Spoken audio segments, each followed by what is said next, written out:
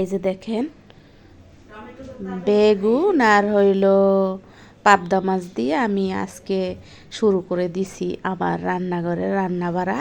পাশাপাশি আমার লাইফে আজকে কি চলতেছে আমার সংসারে আমার রান্নাঘরে। আর আমার তো জানেন শীতের দিনে আমার ছোটোখাটো জবে যাইতেই হয়। আপনারা অনেকেই জানতে চান আমি কি জব করি। আসলে আমি কি জব বলবো, আমি তো আমার জবের স্থান দেখাইয়েই দিয়েছি। আর আমার ভিডিও দেখলে আপনারা বুঝতে পারেন আমি কি জব করি। আর কি বলবো, আর কি জানলে আপনারা খুশি হন।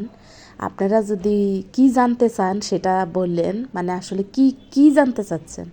আমি কোথায় জব করি সেই জায়গা দেখাই দিছি, সেখানকার আশেপাশের ভিউ দেখাই দিছি, কোন হসপিটাল সেটা পুরানা ভিডিওতে বলে দিয়েছি। সব কিছু কিন্তু আমি আপনাদেরকে আমার ভিডিওর মাধ্যমে জানাই দিয়েছি। তারপরও আপনারা আমার পরাণের ভাই বোন আপনারা জানতে চান আমি বঙ্গবন্ধু মেডিকেল বিশ্ববিদ্যালয়ে চাকরি করি, 4 ক্লাস কর্মচারী। আর এর বাহিরে আর কিছু যদি জানতে চান তাহলে বঙ্গবন্ধু মেডিকেল বিশ্ববিদ্যালয়ের রশিদউদ্দিন সেমিনার হলে আসলে আমার সাথে আপনারা দেখা করতে পারবেন। আমার সাথে দেখা করলে আর আমার ভিডিও ভালো লাগবে না, তার কারণ আমি হলো কালো, দেখতে মোটা কালো, ভালো লাগে না দেখতে।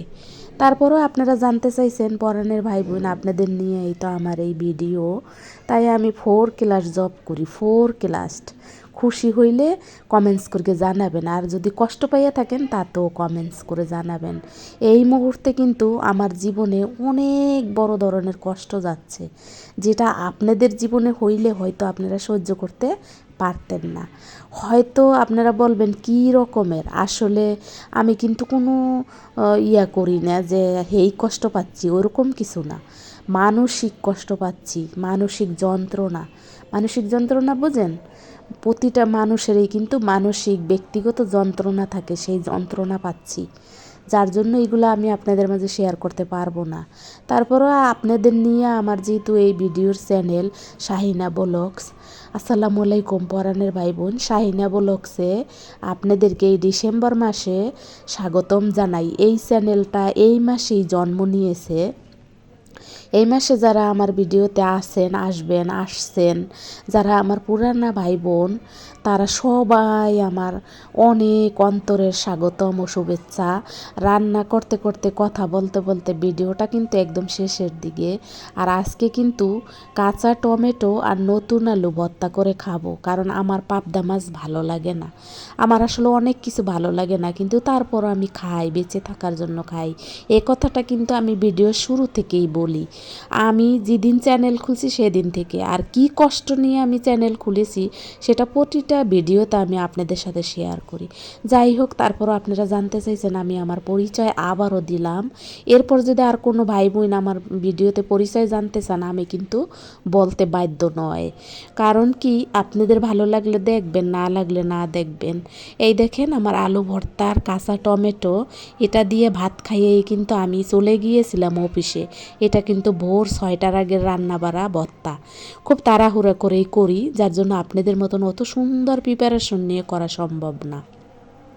আর আপনারা সবাই ভালো থাকবেন, আমার জন্য একটু দোয়া করবেন। এর বেশি তো আপনারা আসলে কিছু দিতেও পারবেন না আর নিতেও পারবেন না।